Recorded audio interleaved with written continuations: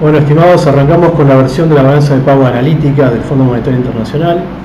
Esta versión, a diferencia de la versión estandarizada o normalizada, la primera diferencia que vamos a encontrar es que saca las reservas de la cuenta financiera, ¿no? Ya las reservas no van a estar ahí y la ecuación de la balanza de pago sería la cuenta corriente más la cuenta capital menos las cuentas financieras más los errores. Eso va a ser igual a las reservas internacionales que tiene cada país, ¿no?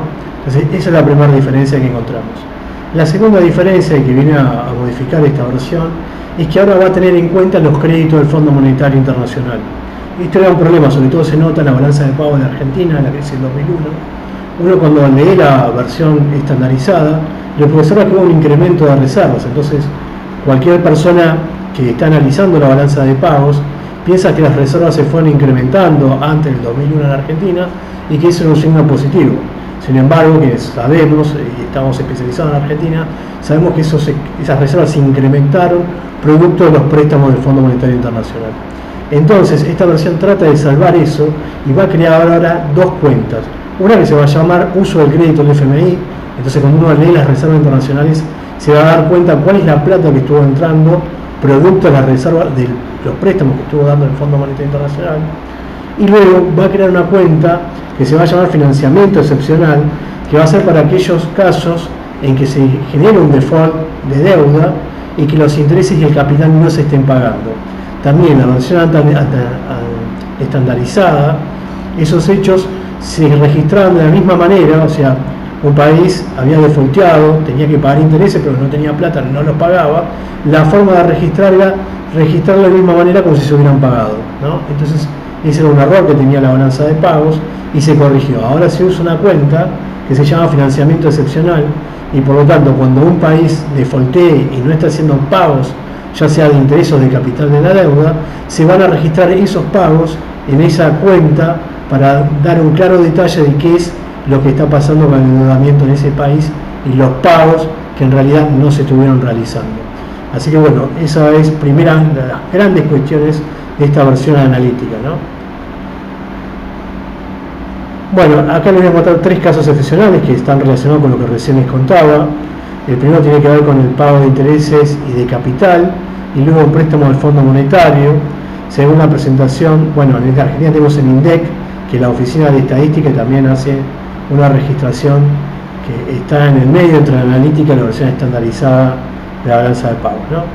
Bueno, primero, supongamos que ese interés de deuda externa del gobierno por $500 y que no se pagan al cierre del periodo 2, ambas versiones los contabilizan por el concepto de vengado, es decir, como si efectivamente no hubieran sido pagados, y por ello la cuenta corriente arroja un saldo negativo de 500, ¿no?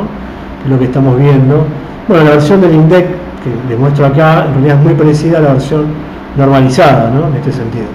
Bueno, entonces tenemos 500 y 500, acá no hay problemas. Sin embargo, fíjense que en esta versión también los intereses pagados dentro de la renta de la inversión fueron con 500 negativo y 500, pero abajo, en la parte de reservas internacionales, fíjense que se hace uso de esta cuentita que se llama financiamiento excepcional, donde nos dice, cuidado, que esos 500 que se pagaron de intereses, en realidad no se pagaron, son parte de un financiamiento excepcional que tiene el país y quedan contabilizados en esta cuenta, ¿no? En el caso de que haya pago de amortización de capital que tampoco se pagan porque el país defaulteó, bueno, va a ocurrir exactamente lo mismo. Esta vez ya no va a ser la cuenta corriente, sino la cuenta financiera la que va a tomar el vencimiento del capital. También son negativos, en este caso. Bueno, la versión que tenemos acá del INDEC, hay una cuentita que se llama atrasos de capital, y eso es mejor que la versión estandarizada, que no lo tiene. Pero en la versión analítica aún es más claro, porque también cuando veamos en las reservas, vamos a darnos cuenta que dentro de la cuenta de financiamiento excepcional hay 2.000 que corresponden a los vencimientos de ese capital que no se estuvieron pagando y que de alguna manera tampoco el país los estuvo utilizando, ¿no?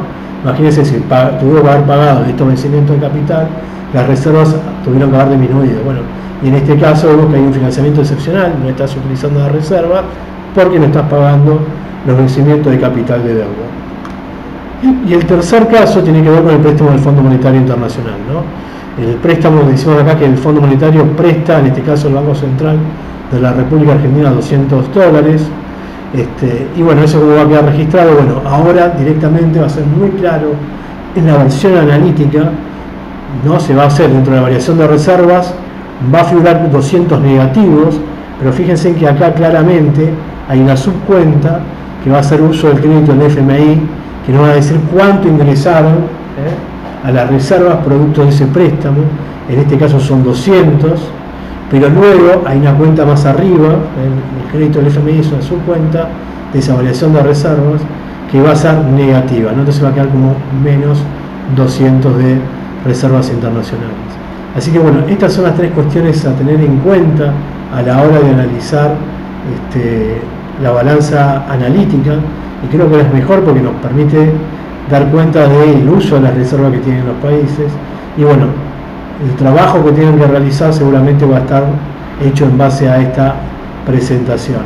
En otro video vamos a ir ya a la base del Fondo Monetario Internacional para ver cómo utilizamos estas bases de datos.